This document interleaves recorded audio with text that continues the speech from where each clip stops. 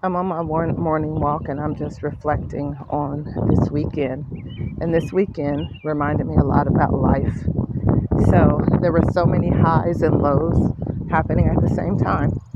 The high and the celebration of the weekend was my niece getting married. And it was the most beautiful wedding I've ever experienced in my life. To hear them tell their story and how God brought them together was beautiful, but also just the family coming together and everyone just weeping and rejoicing over this beautiful union and celebrating. It was just very powerful. It was beautiful.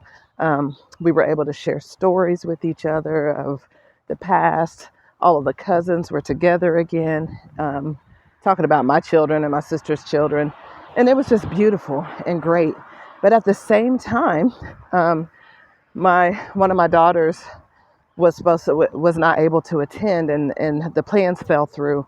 And she was texting me, and she was very, very hurt and upset. So while I'm witnessing this beautiful experience of my niece, I'm also trying to encourage and minister to my daughter at the same time, who was hurting and broken because she wasn't able to be there. And then she was able to come later, so I saw her right after she was weeping and hurting and struggling. She was rejoicing to be together with her cousins and have fun. And then I get home, I'm texting someone that's really, really close to me and kind of sharing the moment.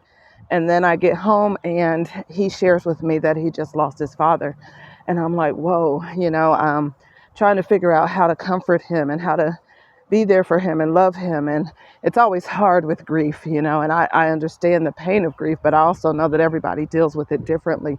So I can remember people bombarding me and just wanting to talk and wanting to know how I was doing and wanting to be there for me and wanting to help me. And it was overwhelming. And I just wanted them to leave me alone. And I just wanted to go by myself and cry, but I also had to take care of my children at the same time because they were hurting. And I also had to take care of arrangements and do all these things. And it was just so much. And so I was just like, okay, God, what do I do? How do I love him in this moment? How do I love my daughter while I'm in the middle of being happy and rejoicing and she's sad? And so I'm just thinking about life. I remember the phrase that says, the great and terrible day of the Lord. And it's like, it's great and it's terrible and it's one day. It's at the same time. Sometimes we think, oh, this is my season and I'm going to go through a season of joy and good things. And then I may go through another season right after that of hard things. And then I may go through a season of, just contentment or whatever. But life really, it doesn't work that way. It's not like life waits for the season to be over to hit you with something else. Even when it comes to grief, I remember losing Sean and then thinking, okay, this is the worst thing that could ever happen. I'm sure nothing else bad is going to happen. And I really thought that, like, okay, that's the worst. Oh, I'm good for a while.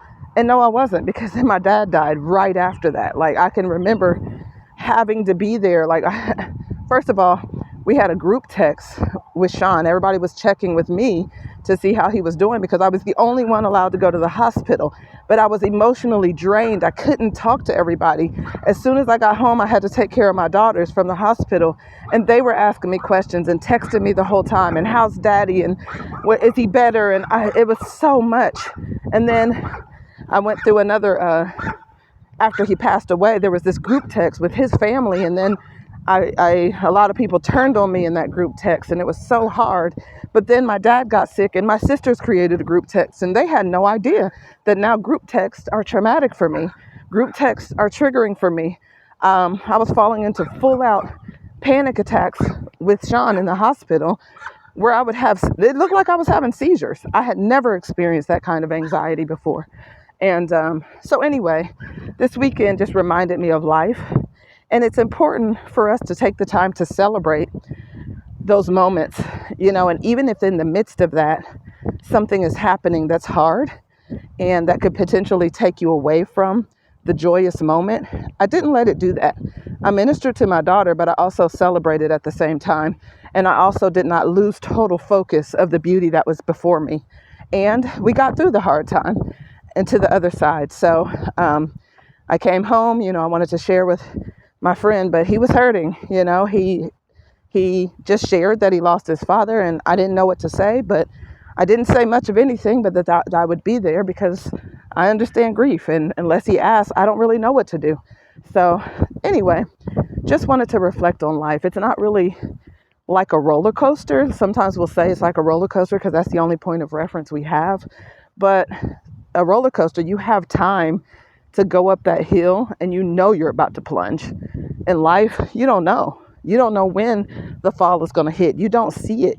Or sometimes you're at a high and a low at the exact same time. Like right now I'm walking and the temperature is perfect, but now it's raining. So my glasses are getting wet. It's sprinkling. So it feels nice out here, but I'm getting wet at the same time.